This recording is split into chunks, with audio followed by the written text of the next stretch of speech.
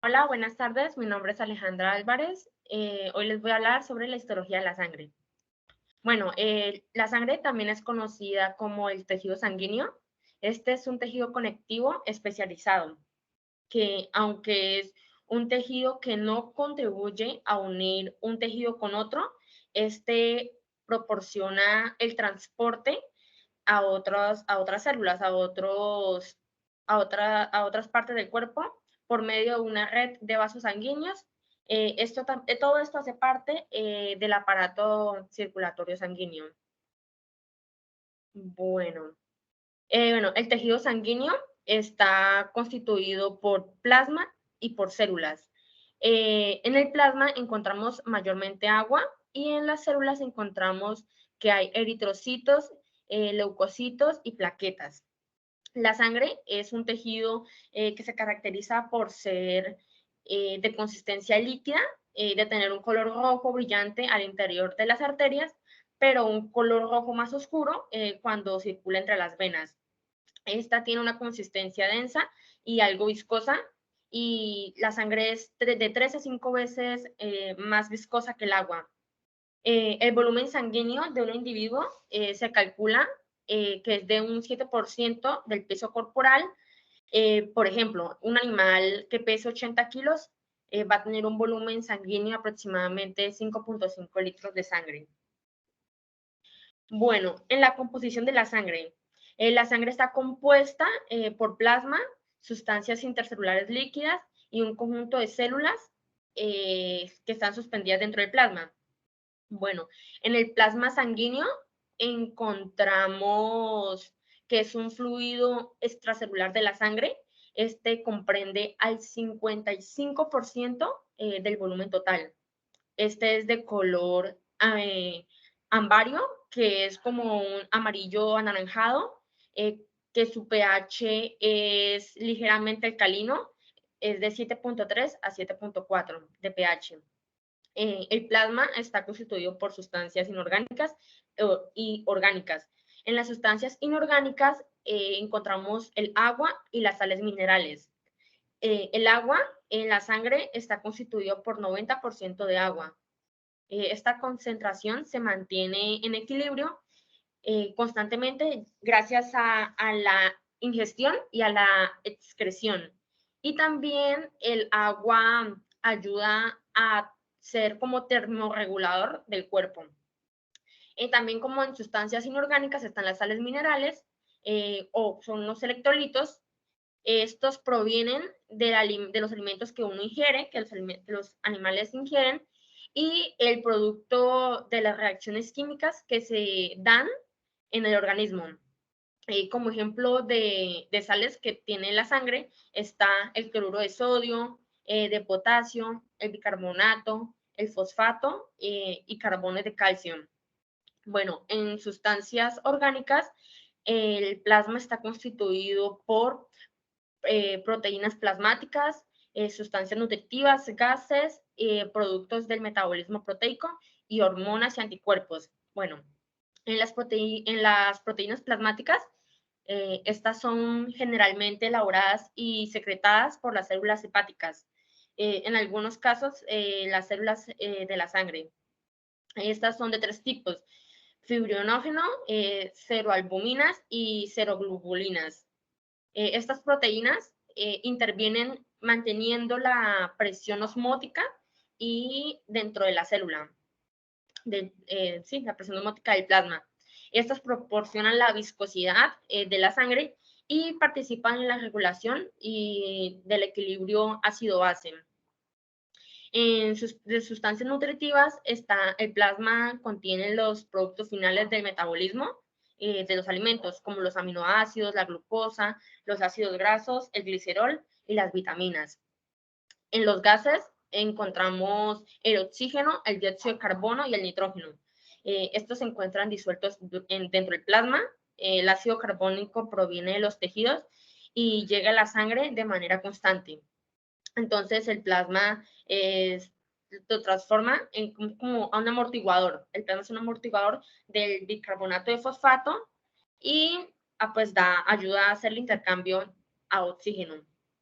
Y de los productos metabólicos proteicos, como el ácido úrico, la urea, la creatinina, estos están dentro de ahí.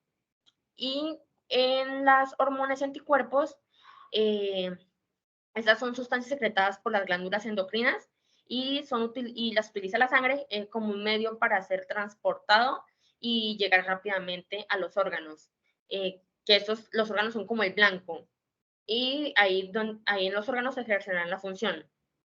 Bueno, en composición de la sangre. Entonces, en células sanguíneas encontramos que la sangre tiene los glóbulos rojos, que son los eritrocitos o las hematíes, los glóbulos blancos, que son los leucocitos, y las plaquetas. Iniciamos por los eritrocitos, hematíes y glóbulos rojos.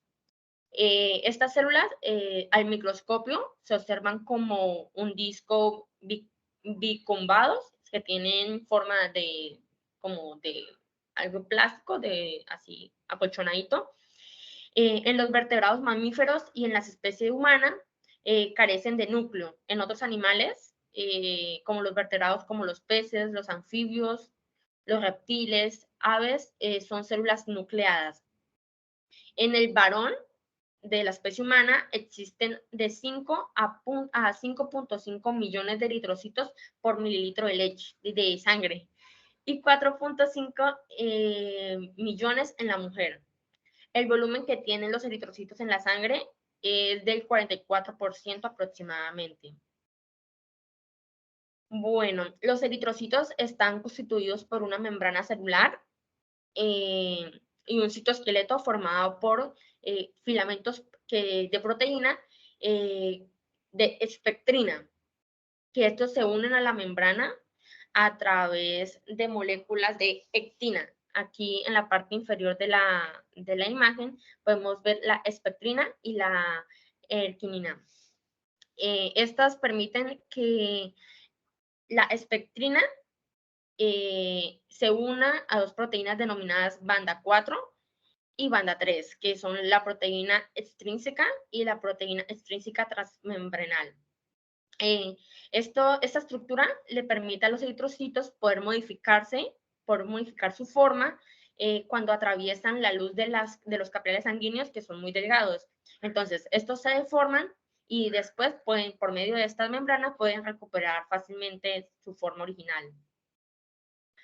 Bueno, existe una enfermedad en la especie humana que es denominada esferocitosis hereditaria, que se produce porque el citoesqueleto no tiene la espectrina, lo que hace que no pueda volver a tomar su forma y pueda hacer que pierda fácilmente su estructura.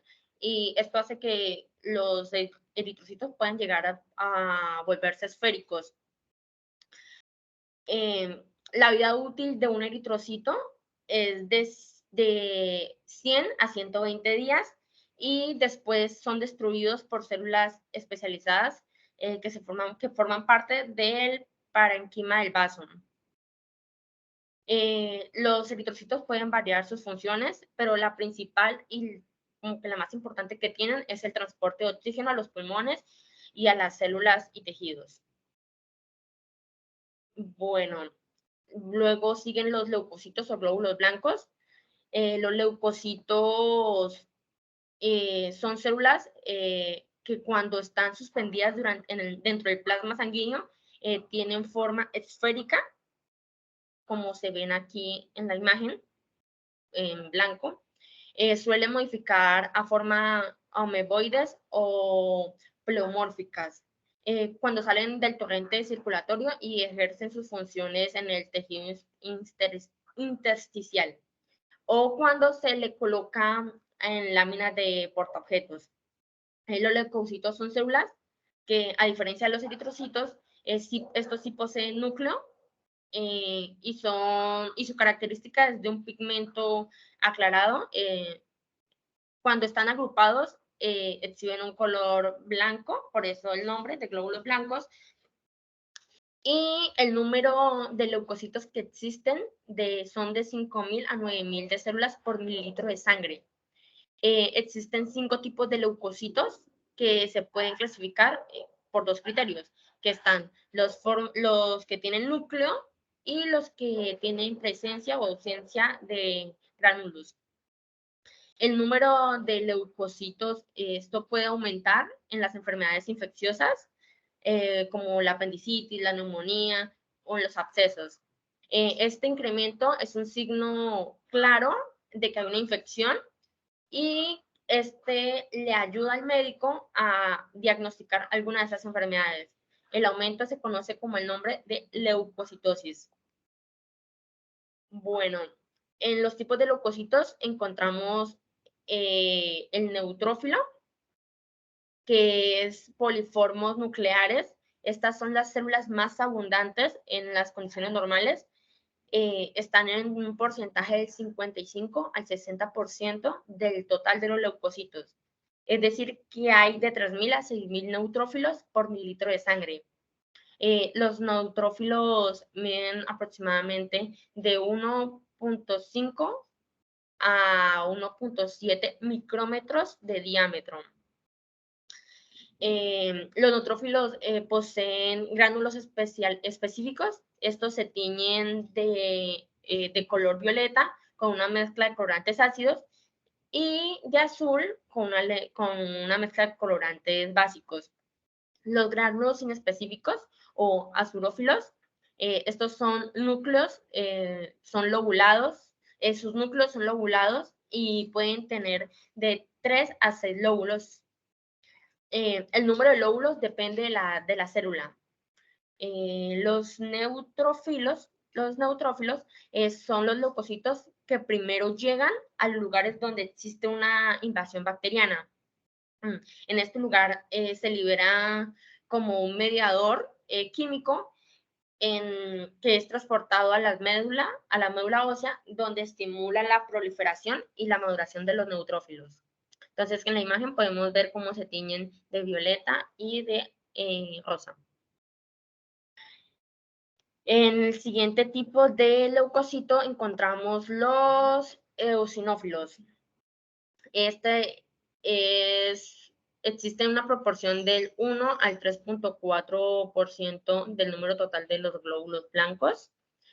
Miden aproximadamente entre 1 y 1.2 micrómetros de diámetro. Sus núcleos son bilobulados, son dos lóbulos unidos, como se muestra en la imagen, por un pequeño puente de cromatina. En la primera imagen inferior izquierda se alcanza a ver el puente de cromatina.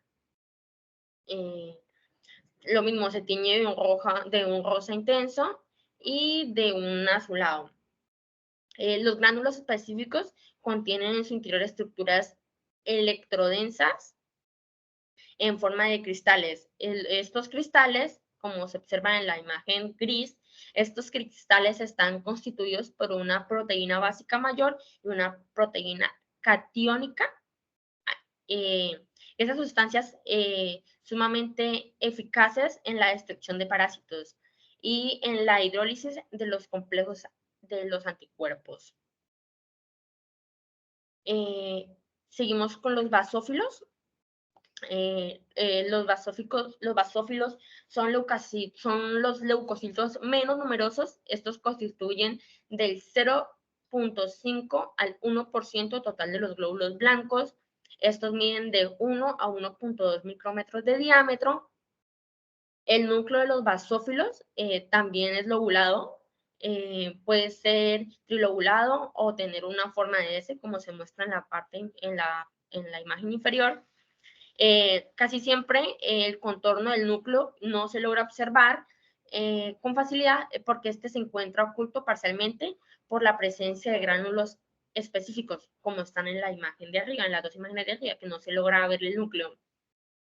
La intensidad de los basófilos, de la basofilia, de los gránulos específicos se debe a la concentración de abundantes moléculas de sulfato. La función de los basófilos es liberar histamina, sustancia que se involucra en el proceso inflamatorio y que son también moderadores, siendo cruciales en el inicio de reacciones alérgicas. Siguen los linfocitos. Los linfocitos son células pequeñas, miden aproximadamente de 7 a 9 micrómetros de diámetro, constituyen del 20 al 30% del total de los glóbulos blancos. Estos poseen un núcleo voluminoso, un núcleo grande, como se ve en la imagen, esférico, que ocupa casi todo el citoplasma de su célula, y esta se sitúa alrededor del núcleo en forma de un anillo. El citoplasma exhibe una leve basofilia. Existen 3 tipos de linfocitos, que está el linfocito B, el linfocito T y las células natural killer. Los linfocitos B elaboran anticuerpos y los linfocitos T ayudan a destruir las células tumorales y a controlar la respuesta inmunitaria. Bueno, seguimos con los monocitos. Los monocitos son los leucocitos más grandes de la sangre. Estos pueden medir de 15 a 22 micrómetros de diámetro. Existen en un porcentaje del 2 al 8% de los glóbulos blancos. El núcleo es voluminoso, es grande, de forma arriñonada, como se observa en la imagen, y con ciertas escotaduras, así como esos relieves son las escotaduras. Presentan abundante citoplasma, que se tiñe de un color ligeramente azulado, y se suelen observar gránulos escasos y azulados también. Cuando abandonan en la circulación sanguínea, estos se transforman en macrófagos, que son células que ejercen su acción en el tejido intersticial. Los monocitos incrementan su porcentaje sanguíneo cuando se presentan enfermedades crónicas como la tuberculosis. Estos tienen también altamente desarrollada la capacidad de la fagocitosis. Estos fagocitan y destruyen las células muertas, y los eritrocitos viajan a los eritrocitos viejos o seniles y en el parénquima del vaso. Bueno, por último, de las sustancias que encontramos en la sangre están las plaquetas. Las plaquetas, aunque no son consideradas células, son producto del fraccionamiento de los megacariocitos. Estas son células que se desarrollan en la médula ósea junto con los eritrocitos y los leucocitos. Las plaquetas son pequeñas porciones de citoplasma que se fragmentan al atravesar los capilares sanguíneos de las células de la médula hematopoyética. El número normal de plaquetas es de 250.000 a 500.000 mililitros de sangre. Estos pueden medir de 1 a 3 micrómetros de diámetro y permanecen en la circulación sanguínea alrededor de 4 días. En el microscopio eléctrico se alcanza a observar su posición submembranal, que tiene de 10 a 15 microtúbulos, como se puede ver en la imagen, y estos están puestos de manera paralela y concéntrica en forma de anillo dentro del hialómero.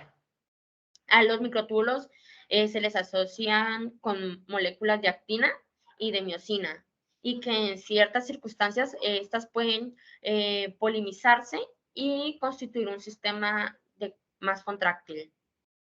Gracias.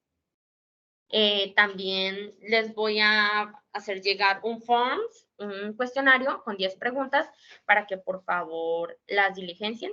Gracias. Vale, muchas gracias, compañera. Gracias.